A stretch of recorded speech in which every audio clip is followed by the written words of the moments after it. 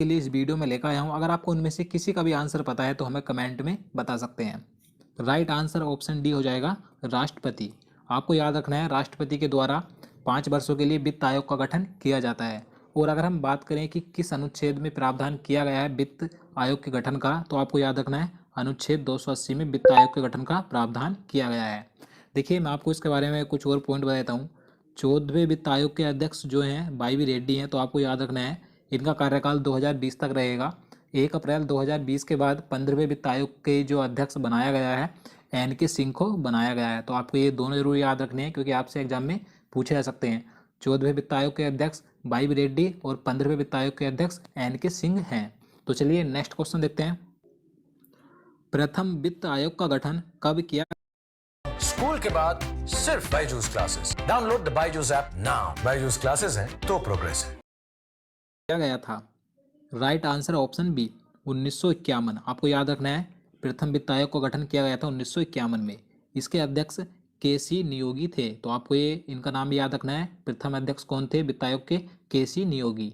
तो चलिए आगे देखते हैं। क्वेश्चन नंबर 3 है, उच्चतम न्यायालय के मुख्य न्यायाधीश की सेवानिवृत्ति आयु कितनी है? राइट आंसर ऑप्शन ए, 65 वर्ष। आपको याद रखना है उच्चतम न्यायालय यानी कि सुप्रीम कोर्ट के मुख्य न्यायाधीश की जो रिटायरमेंट होने की आयु रखी गई है, 65 वर्ष रखी गई है। और अगर हम बात करें हाई कोर्ट की यानी कि उच्च न्यायालय की, 62 वर्ष है। तो आपको ये दोनों याद रखना है। और देखिए, मैं आपको बता दूं, जो उच्चतम न्यायालय के मुख्य न्यायाधीश होता है या अन्य न्यायाधीश होते हैं, उनकी न्यूनतम आयु नहीं रखी गई है। भारतीय संविधान में इसका उल्लेख नहीं है कि न्यायाधीश बनने के लिए न्यूनतम आयु कितनी होनी चाहिए। सिर्फ उसके लिए शर्तें होनी चाहिए कि वह भारत का नागरिक हो या वह किसी उच्च न्यायालय में न्यूनतम 5 वर्षों तक न्यायाधीश रहा हो या किसी उच्च न्यायालय या विभिन्न न्यायालयों में 10 वर्ष तक अधिवक्ता रहा हो। तो उसके लिए शर्तें होनी चाहिए। तो चलिए, आप समझ गए होंगे। नेक्स्ट क्वेश्चन देखते हैं। सर्वोच्च न्यायालय के प्रथम मुख्य न्यायाधीश कौन थे? सही आंसर ऑप्शन सी हो जाएगा, हीरालाल जे कानिया। आपको याद रखना है ये सर्वोच्च न्यायालय के प्रथम मुख्य न्यायाधीश थे। और अगर हम बात करें सर्वोच्च न्यायालय की प्रथम मुख्य महिला न्यायाधीश कौन थी, तो आपको याद रखना है MS फातिमा बीबी। ये सर्वोच्च न्यायालय की प्रथम महिला मुख्य न्यायाधीश थीं। और देखिए, जो इस समय पर 46वें मुख्य न्यायाधीश आप सभी को पता होगा, रंजन गोगोई हैं। तो ये आपको याद रखना है। तो चलिए आगे देखते हैं। क्वेश्चन नंबर 5 है, सर्वोच्च न्यायालय के न्यायाधीशों के वेतन और भत्ते किस पर भारित होते हैं? राइट आंसर ऑप्शन सी, भारत की संचित निधि। आपको याद रखना है सर्वोच्च न्यायालय के सभी न्यायाधीशों के वेतन और भत्ते भारत की संचित निधि से दिए जाते हैं। और देखिए, भारतीय संविधान में संचित निधि का उल्लेख अनुच्छेद 266 में किया गया है। तो आपको ये अनुच्छेद जरूर याद रखना है, अनुच्छेद 266। तो चलिए नेक्स्ट क्वेश्चन देखते हैं। उच्चतम न्यायालय में अधिकतम कितने न्यायाधीश हो सकते हैं? Right answer option B, 31। आपको याद रखना है सुप्रीम कोर्ट में अधिकतम न्यायाधीशों की संख्या 31 हो सकती है, जिसमें कि 30 अन्य न्यायाधीश होते हैं और 1 प्लस मुख्य न्यायाधीश होता है। तो मुख्य न्यायाधीश आप सभी को पता है वर्तमान में कौन है, रंजन गोगोई है। मैं आपको बता चुका हूँ। तो चलिए नेक्स्ट क्वेश्चन देखते हैं। अनुच्छेद 143 के अनुसार उच्चतम न्यायालय से परामर्श कौन मांग सकता है?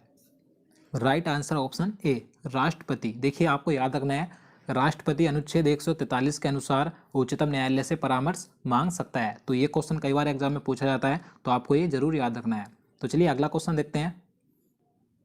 क्वेश्चन नंबर 8 है, भारतीय संविधान का व्याख्याकार और संरक्षक कौन होता है? सही आंसर ऑप्शन डी, सर्वोच्च न्यायालय यानी कि सुप्रीम कोर्ट भारतीय संविधान का व्याख्याकार और संरक्षक होता है। तो आपको याद रखना है। तो चलिए आगे देखते हैं। भारत के राष्ट्रपति और उपराष्ट्रपति दोनों का पद खाली हो तो कार्य कौन करेगा? सही आंसर ऑप्शन सी, सर्वोच्च न्यायालय का मुख्य न्यायाधीश। देखिए, आप सभी को पता भी होगा, अगर किसी वजह से भारत का राष्ट्रपति नहीं है तो उसका जो पद संभालता है, जो कार्य करता है, कार्यभार संभालता है, उपराष्ट्रपति संभालता है।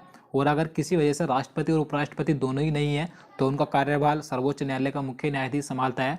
अगर मान लीजिए ये तीनों ही नहीं है तो ऐसी कंडीशन में क्या होगा, तो जो 30 अन्य न्यायाधीश होते हैं सर्वोच्च न्यायालय के, उनमें से जो वरिष्ठ न्यायाधीश होता है वो इन तीनों का कार्यभार संभालता है। तो आपको ये याद रखना है। तो चलिए नेक्स्ट क्वेश्चन देखते हैं।